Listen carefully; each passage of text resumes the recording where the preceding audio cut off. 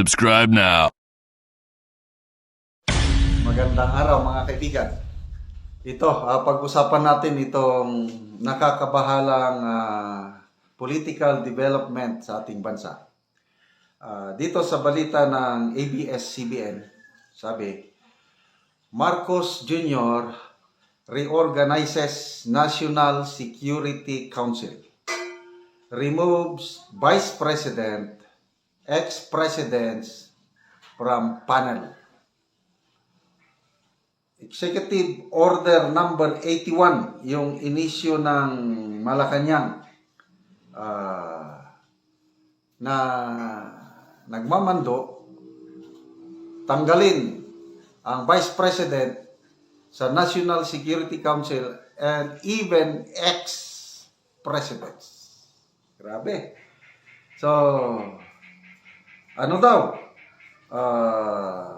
To ensure that the body could adapt to evolving challenges. Ano kayang evolving challenges na ito doon? Okay. Ito yung laman ng Executive Order number 81. There's a need to guarantee that the National Security Council remains a resilient national security institution capable of adapting to evolving challenges and opportunities both domestically and internationally, and to ensure that its council members uphold and protect national security and sovereignty, thereby fostering an environment conducive to effective governance and stability. Okay? Ang executive order was signed December 30, 2024 and released to the media last Friday. Okay. So ito yung bagong reorganization. President as chairperson, Senate President, Speaker of the House, Senate President pro tempore, 3 deputy speakers to be designated by the Speaker, majority floor leader of the Senate, majority floor leader of the House, minority floor leader of the Senate, minority floor leader of the House, chairperson, Senate Committee on Foreign Relations, chairperson, Senate Committee on National Defense and Security, chairperson, Senate Committee on Public Order and Dangerous Drugs, chairperson, House Committee on Foreign Affairs, and then yung mga nun, the Executive Secretary, National Security Advisor, Secretaries of DFA, DOJ, DND, DILG, DOLE, Chief Presidential Legal Counsel, Secretary, PCO, and then yun na. So, meanwhile, Director General of National Intelligence Coordinating Agency, the Chief of Staff of the Armed Forces of the Philippines, Chief Philippine National Police, Director of NBI, shall attend the meetings of the Council as may be necessary to advise and assist in its deliberation. Okay.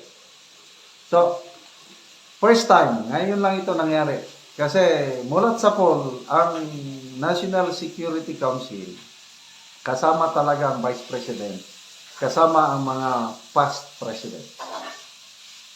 So bakit tinanggal?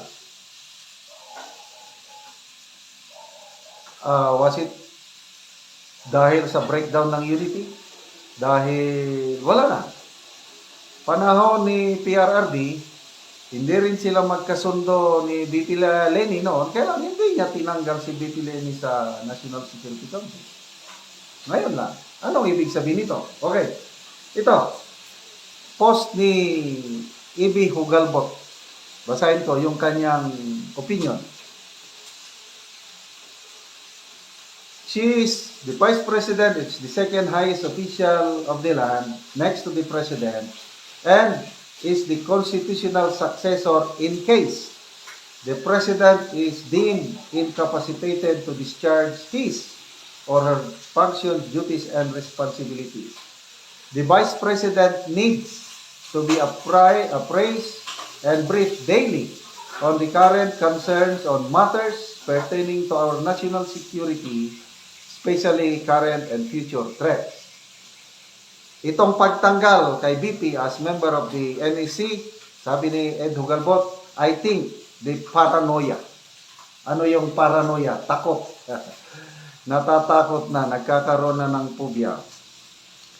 The paranoia is now evident enough for the world to see and make an inference as to how weak Bongbong Marcos and his government is. You can quote me on that. So, natatakot daw ang presidente. Kaya tinanggal niya ang VP Sara sa National Security Council. Okay. Comments. Teddy Delphine, sabi niya, I wonder what Lucas Bersamin and GP Enrile are advising the president.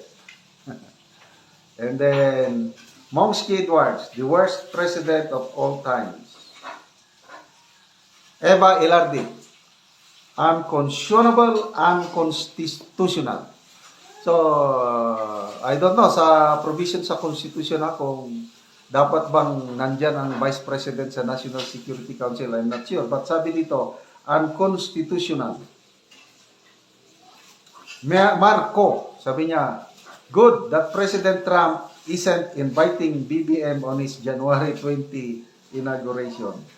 Anyway, ito, si Dor Amodia, sabi niya, you are right, Sir E.B. Hugalbot, that the BP as constitutional successor should be briefed on national security matters.